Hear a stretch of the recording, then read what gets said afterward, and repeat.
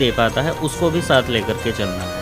तो सभी को यही बताते हैं कि उसको धार्मिक चीज़ों से भी जोड़ते हैं, जिससे कि वो इमोशनल चीज़ों से जोड़ा जाता है। तो मानव को या छात्रों को, युवाओं को यही बताते हैं कि मोक्षदायिनी माँ गंगा हमारी पवित्र पावनी है और हमें इसको दूषित नहीं करना है, इसमें कोई भी विषैला पदार्थ नहीं डालना है।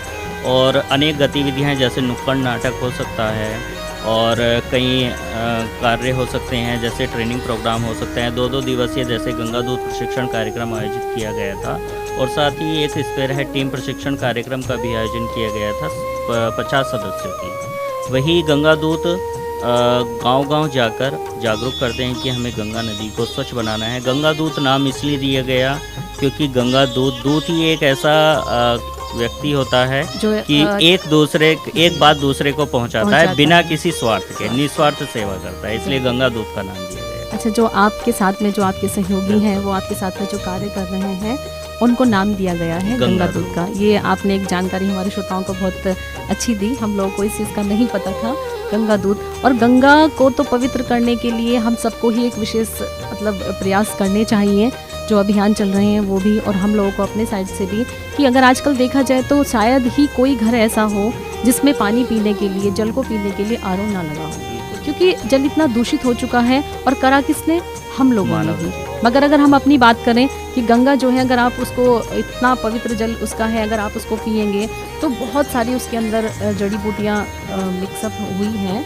आप देखें गौमुख से जो निकली हुई है, अगर हम उसको पिएंगे तो बहुत सारी जो बीमारियां हैं वो हमारी ऑटोमेटिक अपने आप ही वो दूर हो जाएंगी। हैजा बीमारी जो होती है बिल्कुल वो ऑटोमेटिक दूर जी। और अगर हम आरओ की बात करें, अगर आरओ तो हम पानी तो पी रहे हैं, हमें लग रहा है कि हम बिल्कुल स्वच्छ पानी पी रहे हैं, मगर बहुत सारी ऐसी जो जड़ी बूटियां हैं उसके अंदर जो तत्व हैं वो कहीं ना कहीं हमसे नष्ट हो रहे हैं और वो हम तक नहीं पहुंच पा रहे हैं। जैसा आपने बताया कि कई बीमारियां गंगा के जल को पीने से नष्ट हो जाती हैं, और हमारे साथ युवा नौका विहार भी करते हैं। तो जब हम गंगा बैराज पर के बिल्कुल बीच में हम नौका विहार करते हैं, तो मैं अपने छात्रों से, गंगा दूतों से भी कहता हूं कि आप इस जल को पिए, ताकि जो अंदर जो छोटी छोटी बीमारियां हैं वो इससे नष्ट हो जाती हैं। तो मैं खुद से भी गंगा के जल का आचमन करता हूं और मैं अपने आप को धन्य पाता हूं कि मुझे माँ गंगा का सेवा करने का सौभाग्य प्राप्त हुआ। बिल्कुल। तो जो आपकी मुहिम है ये पूरे भारत में ही अगर ये चल रही है, और पूर्ण रूप से अगर हमारी गंगा स्वच्छ हो जाएगी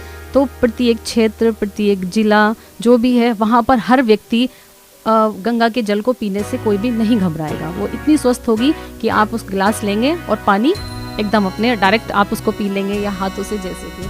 सर, एक सवाल आपसे पूछना चाहूँगी कि जिस पद पर आप कार्यरत हैं, उस पद से आप हमारे श्रोताओं को क्या संदेश देना चाहेंगे, और हमारे संस्थान के छात्रों के लिए आपका क्या मैसेज है? सभी श्रोताओं को मैं एक बात और बताना चाहता हूँ। वैसे तो आप सभी जानते होंगे, और जैसा कि आप सभी के मन में भी सवाल आता होगा कि हमने गंगा नदी को ही क्यों चुना।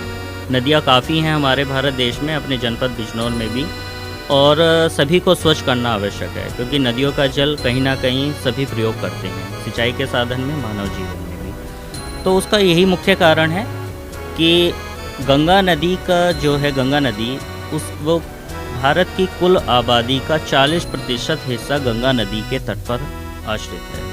यदि हम गंगा नदी को स्वच्छ करने में सहायक हो गए, सफल हो गए, तो हम कुल आबादी का 40% आबादी हम स्वस्थ रख पाएंगे, क्योंकि देश की 40% आबादी बहुत बड़ी आबादी होती है।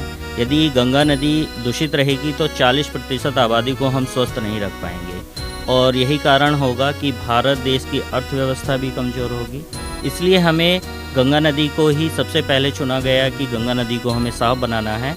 और अभी धीरे धीरे भारत सरकार द्वारा गंगा नदी के साथ साथ जो उसकी सहायक नदियां हैं उसको भी स्वच्छ करने के लिए साथ साथ कार्य किए जा रहे हैं।